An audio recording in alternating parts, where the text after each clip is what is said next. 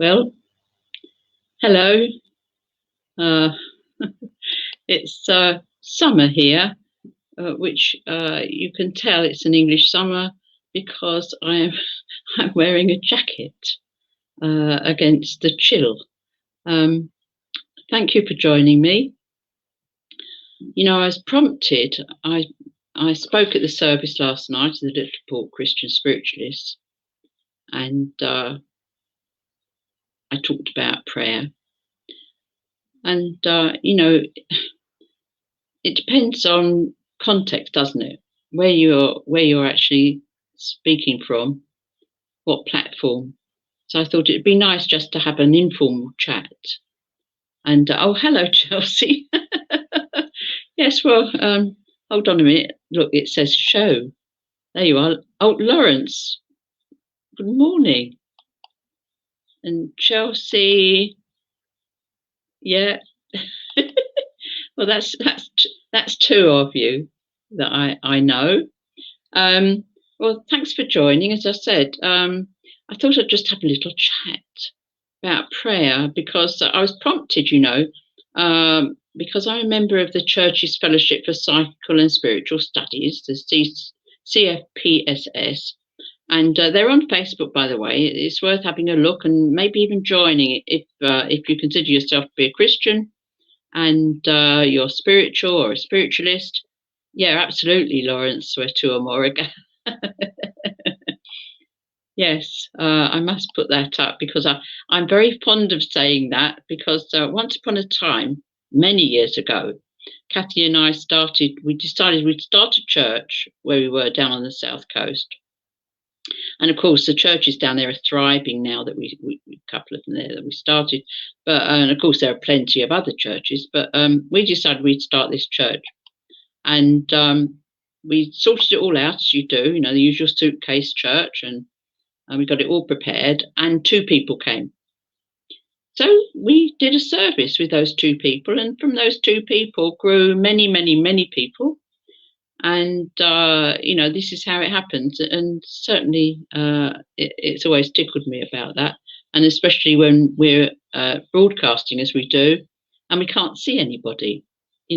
Everybody can see us, like me, for instance, chatting away here, but I've no idea, other than when I see you guys put your names up, who is out there. So now the Church's Fellowship, getting back to that, and the reason for it prompting me, because they said, of course, I ought to tell you, they say we exist to promote the study and integration of psychical and spiritual experience within a Christian context, or of course that counts us all in. And they said for the next week, that was this week they posted, we should be looking at prayer, what, why, when, and where. Come and join us. So, yes, I thought to myself, well, that's a good one, because how do we find our way into prayer? Most of us, of course, if we go to a Sunday school, the first thing we get taught is prayer, isn't it? As I did. Or you might go to a school. Now, I don't know if they've actually abolished religious assemblies or not yet in most schools. But when I went to school, of course, and my children went to school, there were assemblies where they had prayer as well. So again, where young children could learn how to pray, at least in a rudimentary fashion, even if they didn't know why or what. But then, of course, I was in a different category because I was born into a Jewish family, and I wasn't allowed to pray with everybody else in assembly. So when I was in secondary school, we had a special Jewish assembly. There was a room set aside up on the balcony floor, and when the assembly bell went, everybody went into the hall except for us, a few of us, who all went into this room. And there, one of the prefects, who also happened to be Jewish, took the service, the little prayer service that we had, a little Bible reading, very much, I suppose, what was happening in the big assembly, except that the prayer was different. So instead of the Lord's Prayer, as we call it, the universal prayer, the Our Father, we said the Shema, and that is the universal Jewish prayer, which was given in the Bible. Jesus himself would have said it because we were all told to say it, and he was a Jew, so he wouldn't have got out of saying that either. And it was given, of course, in by the Great Spirit in Deuteronomy chapter 6, verse 4, if you want to see the first bit of it. Um, and so I learned the Shema in Hebrew. I wasn't sure what I was saying because I only spoke English. My parents were sort of basically, I suppose, bless them, they were paranoid after the war, wanting me just to be English and speak English, and not budge from that because of what terrible thing had happened to everybody in the family who had been left abroad in Holland and Lithuania and Poland. They had all been killed, murdered one way or another. And my parents were very protective of me, of course, as you can imagine. They didn't want me heading for a gas oven anytime soon. So we were brought up very much so as English children. So there I was in this classroom reciting Hebrew prayer. And in fact, it's very, very, it was very, very deep. And I didn't understand why I resonated with it so much, really, because I was more interested in skating and knocking about after school with my mates and stuff like that. School was an annoying interruption in my daily life. And however, I had a spirituality within me. I understood that, but it didn't exactly manifest in my spiritual studies. But yes, there I was learning this particular prayer in Hebrew. Hear, O Israel, the Lord our God, the Lord is one. Blessed be the Lord, whose glorious kingdom is forever and ever. Amen to that. Eh? Now everybody knows that one, but lots of people don't realise that it actually comes from the Shema. And when Jesus said, "I'm going to give you two commandments," one, love the Lord your God with all your heart, with all your soul, with all your might, with all your strength, he was actually telling them what they already knew. All his disciples were Jews, apart from one, and I'm sure that it would have rubbed off on him in the same way that Kathy, who lives with me for many, many years, knows all about Judaism and everything else, because you can't help but know it if you live amongst Jews. And so all those disciples knew those lines very, very well. And of course, he never told them to say it in English either. They spoke Hebrew or Aramaic, sort of dialect, old Hebrew, and they knew that one very, very well. And then, of course, the second one that he told them about, his commandment, was to love thy neighbour as thyself, love each other, love one another. And that again is a quote from Leviticus. And you want to look that up, chapter 19, verse 18, love thy neighbour as thyself, or love one another. Jesus was just quoting from things that he knew and all his followers knew as well, because at that time all majority of his followers were Jews themselves, so therefore they knew all these prayers, they knew the Bible, they knew all those special verses, and especially that Shema, because we're told that we should recite it in the morning when we lie down, at night when we rise up in the morning. And I certainly have always done that, and I advocate it as a very good positive way to start the day and to end it. Unfortunately, on the subject of prayer, and of course in extremis, people do say their prayers, and the Lord's Prayer, of course, for those who've been brought up on that, is also a wonderful prayer if you're in dire straits. But some people have been in more dire straits than others, and I'd just like to mention to you that it was a Shema, this this prayer that I was moaning about having to say when I was at school in this little room upstairs. that has been the last words of many a dying Jew. Many a dying Jew. And of course, talking about the last war, there were 6 million of them. But now, according to the Talmud, which is a rabbinical commentary, which I used to love when I was a youngster, Rabbi Akiva patiently endured while his flesh was being torn with iron combs. That's witnessed. And he died reciting the Shema. He pronounced the last word of the sentence Echad, one, with his last breath. And since then, it's been traditional for Jews to say the Shema as their last words. In 2006, Roy Klein, a major in the Israel Defense Forces, the IDF, said the Shema before jumping on a live grenade and dying to save his fellow soldiers. That's something else, isn't it? So this prayer that I was sort of saying, oh well, it's very, very important.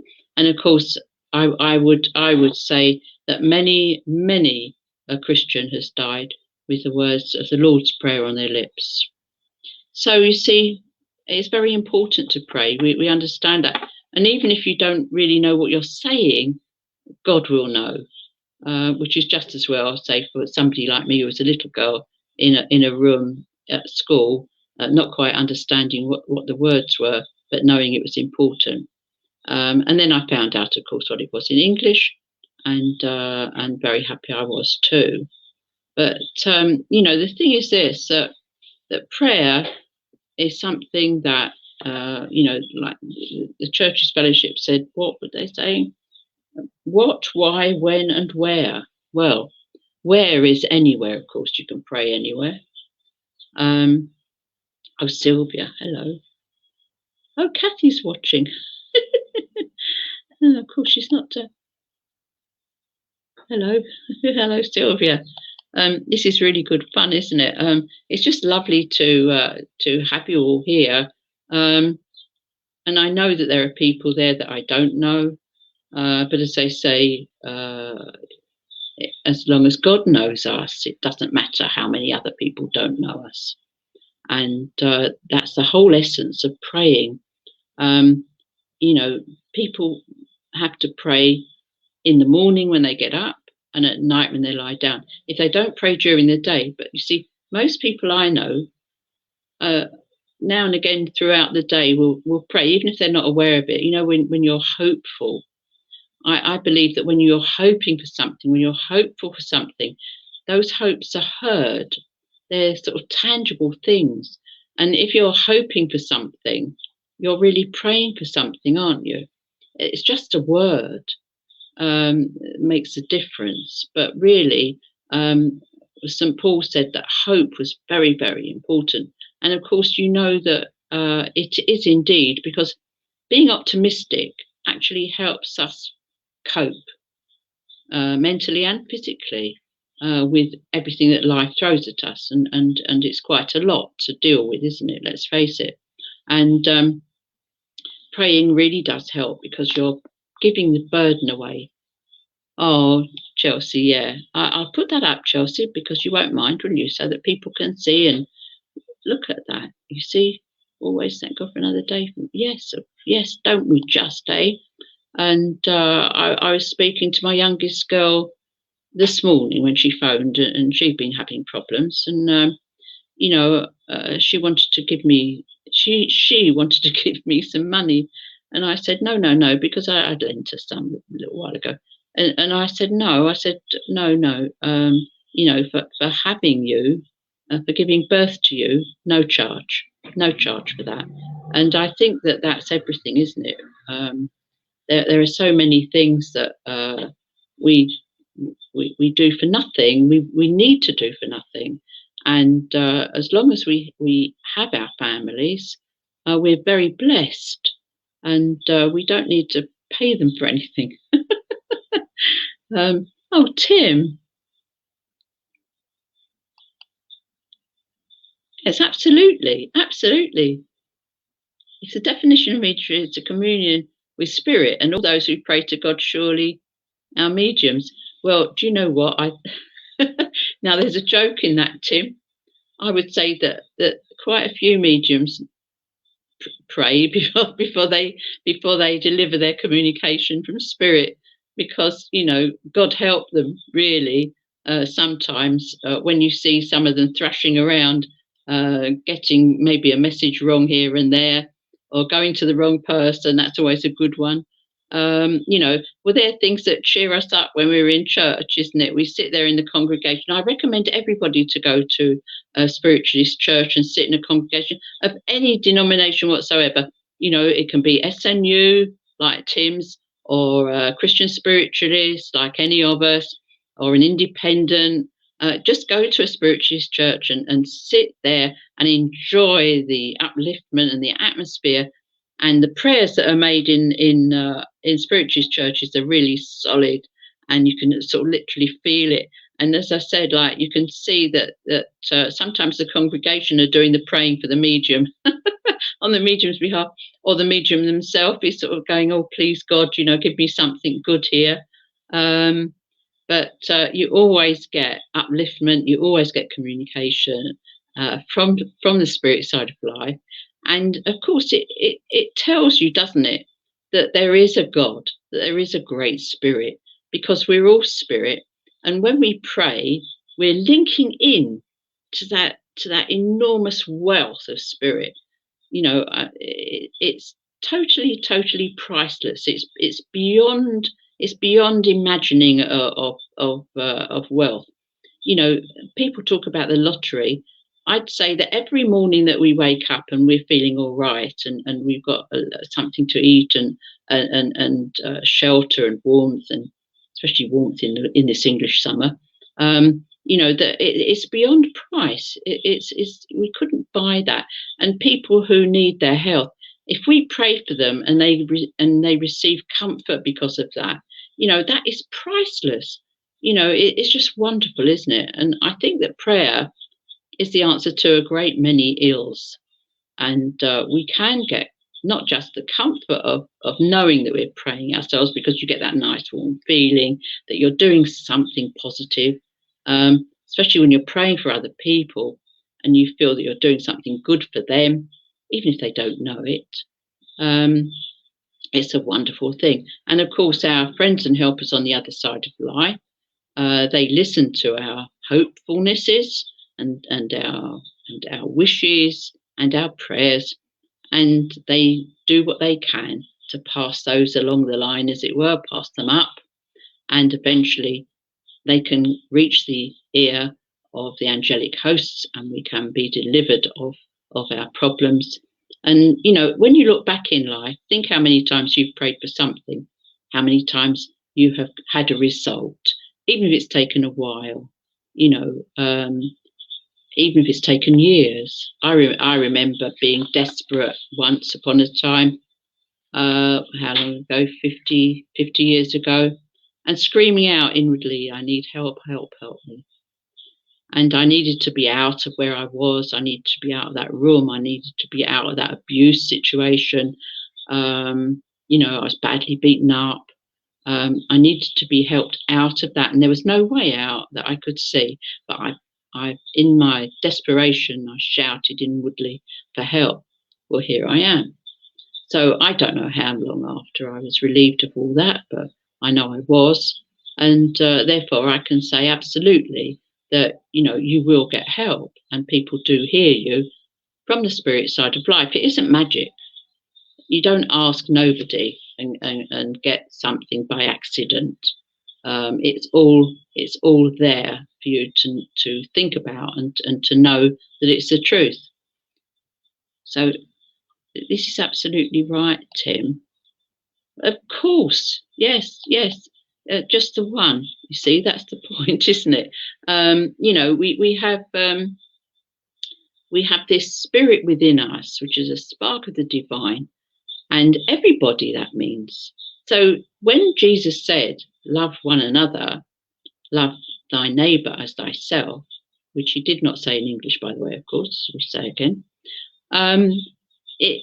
you've actually got to recognise that just as you are spirit within this body, so is everybody else. everybody else. Doesn't matter what colour skin they've got or anything else about them. It could be somebody that you would look down upon. Don't. It doesn't matter, what situation another human being is in. They are there in God's image. And to disrespect that person is disrespect God. It doesn't matter what their flaming politics are or anything else. We can, again, pray for those who are misguided. Pray for those who have hatred in their heart towards others. Pray for those who are so ignorant that they classify other human beings as worse than them, or not as good as them for some reason that they arbitrarily decide. And especially when they're in a mob, that a group or an organisation, that's always worse. And they give themselves badges and strut about. We all know about those things, but we must pray for those people because we know they are all spirit within and they're here to learn their lessons. But I disagree with the idea that evil has to walk the earth in order for us to enjoy the good. I think that, the Lord's Prayer is the right one to help. We need to help make a heaven on earth, in earth and heaven the same. So we have to work towards showing people by our example, if we have to, that we are all spirit within. And we all, as Tim says, we all pray to the same God. And the worst thing is that God is sometimes a matter of perception. And if your God is not the same, apparently, as another person's God, you have the makings of all sorts of drastic situations, which, of course, the human race has always been prey to right from the beginning. So, Lawrence, what that Lawrence says, one of the most powerful prayers I say is help them when I see someone in need. Yes, absolutely.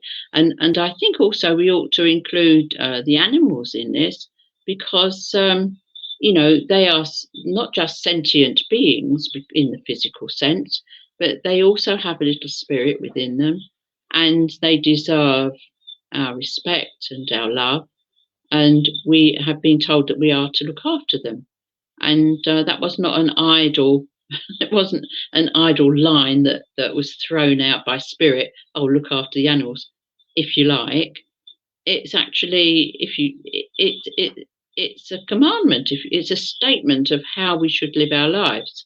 So I think that to look after the animals is really important as well, and to recognise not only that they do live on after they've passed away. There's, talking about mediums again. You can sit there in a congregation and pray that the medium will bring your animal through, your companion animal. And if you're lucky and they're available to them, and the medium is susceptible to them and sensitive, you will get your prayer answered. So again, the fact is that our animals live on, and animals generally who do not require the love of a human being to survive earthly death. And it should give you a different outlook then on the animal kingdom. But yeah, so the Church's Fellowship, I think, is a very, very interesting organisation, and it admits of our spiritualist phenomena. And it would be nice, wouldn't it, to think that one time or other that the Orthodox churches may just embrace spiritualism, but it will be a long time coming. And the thing is that we've only been around this is the 3rd century of it, because it started in 1848. So we've only been going, that many years. And already we've made a wonderful impact. I think about 41 countries all have spiritualist congregations of people in them. So not bad going, really. And when you consider that there have been a lot of opposition by all the Orthodox religions to spiritualism itself, But we just keep going, don't we? We crack on, because this is what we're about. We want people to know that their prayers are listened to, their prayers are heard. You know, every single thought we have, which is sent out to God, to the Great Spirit, hits the ear, the etheric ear of our loved ones first. They hear what we're in trouble with or what we want. And it's been amazing when you look at all the results that you can get from prayer when you're conscious of praying for something in particular and how it's happened. So I think everybody can do that for themselves. You know, what I do, I pray as Jesus would have, and I always say those the two first lines of the Shema when I rise up and when I lie down. Now, it's not just twice a day for me, because every time I lie down, which could be 2, 3, or 4 times a day, I repeat that. And when I get up again, I repeat it again. So, you know, I don't mind how many times I repeat that, because it's a positive affirmation. You know, people talk about affirmations instead of prayers, but I'm not frightened of saying I pray, and I don't think you should be either. I don't think that I need to sort of go on too long, but I think perhaps we all ought to sort of give out our prayers for everybody who's in need at this time, and because I love these messages that we get. Now, we don't have to struggle too much. I get my little hymn book out and I pray that we get something for ourselves this morning. And I'm opening up, and it says, would you believe this? Brothers, will you slight the message sent in mercy from above? Every sentence, oh, how tender, every line, how full of love. Heavenly accents, full of strength and peace and love. Tempted souls, they bring you succor. Fearful hearts, they quell your fears. And with sweetest consolation, chase away the falling tears. Tender heralds, blessed is he, their word who hears. Holy angels hovering round us, waiting spirits, speed your way. Hasten to the courts of heaven, tidings bear without delay, that our spirits, glad the message may obey. There. Now, who says they weren't listening to me warbling on about that? Because that just about, you know, sort of says it all, doesn't it? And I can't really better that. And just to say to you, whatever you want, pray for. Whatever it is, pray for it. And if it's a little prayer that you learned while you were a child, say that, because that's always a comfort. Because it doesn't matter how old we get in earthly years, you know, we should be praying as little children. This is what Jesus said as well. You know, go to God as a little child. In other words, don't mess your thoughts up with all sorts of other grown-up worries and things like that. Just say your little prayer and be like a child again, and get comfort from that.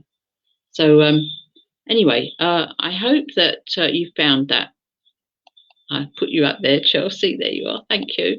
I like to feel that I've helped somebody. You know, I think that that's what we all want to do. We all want to feel that we have helped someone. And sometimes, you know, it's physically impossible. So we just have to resort to that metaphysical prayer, and to know that our guides and helpers, our loved ones who are on the other side of life, will listen and will act upon it. And we will see the results of that. It may not be immediate, but we will see a result. And so I wish you love and joy. I hope that you get a really good day. For my Jewish friends, I'll say Shabbat Shalom, because it's the Sabbath at sundown tonight till tomorrow night sundown, because as Jesus lived, his days were also from sunset to sunset. And just to say that, if you have any problems whatsoever, or somebody with terrible problems, just pray for them, pray for yourself, and those who love you in the world of spirit will act upon it. So there.